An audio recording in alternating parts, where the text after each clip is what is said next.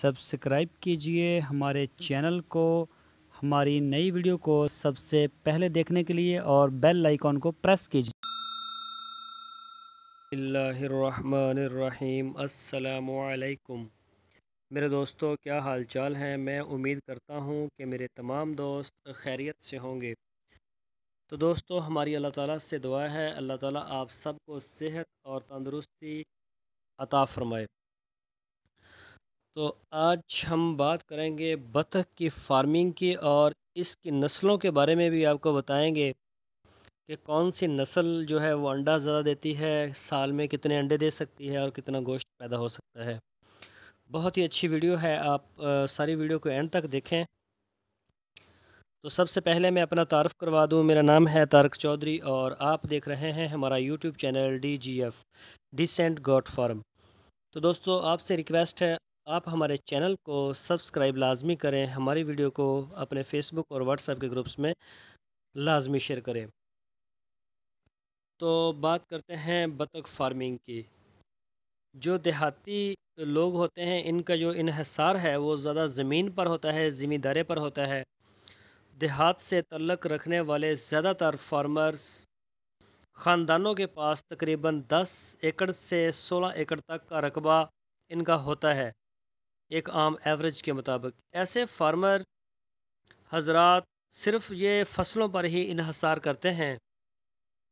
इनकी ज़रूरियात बमुश्किल पूरी होती हैं।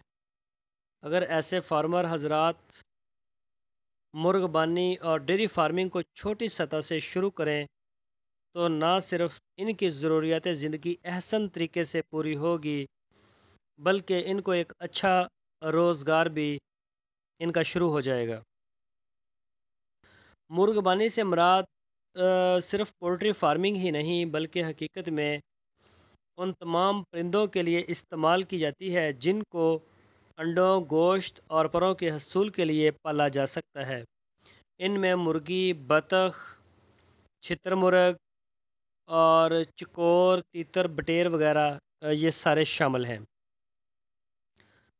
तो ज़राअत से जो पेशा है हज़रात के लिए अंडों और गोश्त की खातर मुर्गियों के अलावा बतखें पालने के काम को भी एक मुफीद मशगले और कारोबार की हैसियत दी जा सकती है। इसकी वजह यह है कि मुर्गियों की निस्बत बतखों की परवरिश पर कम खर्च आता है। इनको बीमारियों से महफूज रखने के लिए बहुत ज़्यादा निगहदाश्त की ज़रूरत नहीं होती। अलावा इसी बतखों के बच्चे, बिलखसूस नर बच्चे, मुर्गी के चूज़ों के मुकाबले में जल्द नशोनुमा पाकर ज़्यादा वज़न हासिल कर लेते हैं। अगरचे बतखों के अंडे मुर्गी के अंडों की तरह ज़्यादा लजीज नहीं होते, ताहम बेकरी की एशिया तैयार करने के लिए सस्ते और बड़े होने की वजह से इनकी खपत काफ़ी रहती है। इसलिए बतखें पालने का कारोबार शहर के करीब या इससे मुल्हिका देहातों में किया जाए तो काफ़ी ज़्यादा बेहतर होगा। तो अब हम बात करेंगे बतखों की फार्मिंग की, बतखों की अक़साम की। तो बतखों की नस्लों को जो है वो 3 बड़ी अक़साम में तक़सीम किया गया है, गोश्त के लिए और अंडों के लिए और फिर हर 2 मकासद के लिए। तो हम बात करेंगे सिर्फ 2 टॉपिक की आज, गोश्त के लिए और अंडों के लिए। गोश्त के लिए जो नस्ल जो सबसे बेहतर है वो है सफ़ेद पैकन और मस्कवी, और अंडों के लिए है इंडियन रनर्स।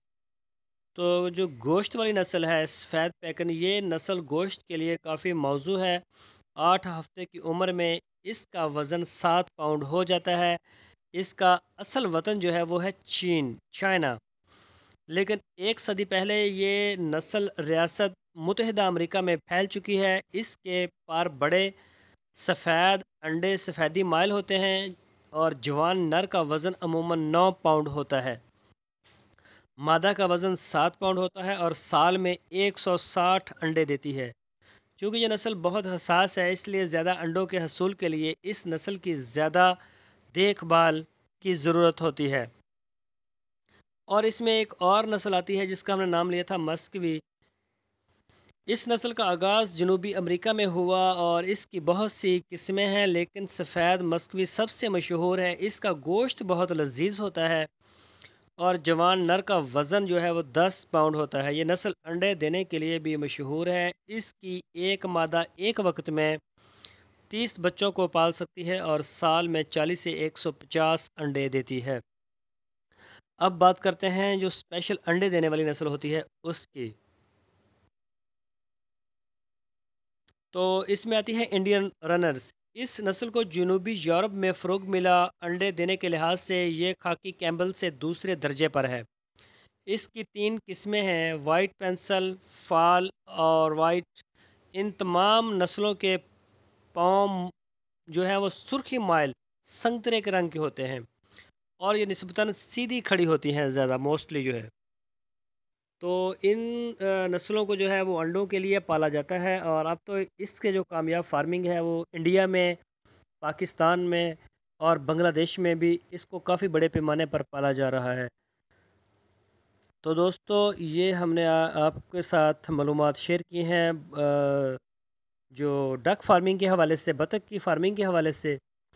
تو دیہاتوں میں یہ کام بھی بہت ہی اچھا رہتا ہے کیونکہ وہاں پہ تالاب بھی ہوتے ہیں، پانی کے وسائل زیادہ ہوتے ہیں شہروں کی نسبت، تو ان کے لیے یہ کام بہت زیادہ آسان ہوتا ہے۔ شہروں میں بھی اگر آپ کے پاس وسائل ہیں تو آپ اس کو آسانی سے کر سکتے ہیں۔ اس کا اتنا اخراجات پولٹری فارمنگ جو خاص کر برائلر فارمنگ اور یا پھر لیئر فارمنگ کی نسبت بہت کم ہوتے ہیں، اور ان کی جو بیماریاں ہیں وہ بہت کم ہوتی ہیں۔ اتنا بڑا نقصان کا اس میں چانس نہیں ہوتا جتنا برائلر کی فارمنگ میں ہوتا ہے۔